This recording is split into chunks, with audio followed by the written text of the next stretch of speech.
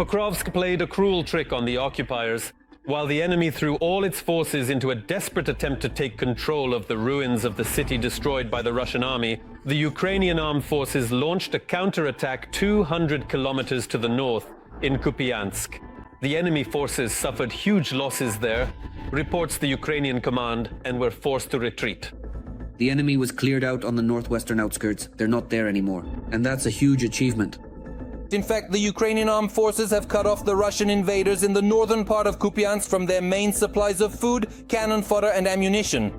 Next, according to Commander Fedorenko, his unit and adjacent units began identifying the locations of the remaining Russian sabotage groups and clearing them out. As of now, the operation is almost complete.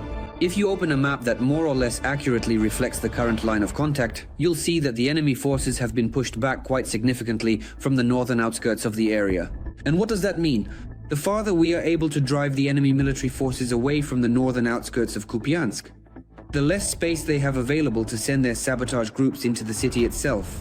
But unfortunately, the Ukrainian armed forces cannot boast of such brilliant successes on another of the hottest sections of the front near Pokrovsk or in the city itself. Russian assaults there do not stop day or night.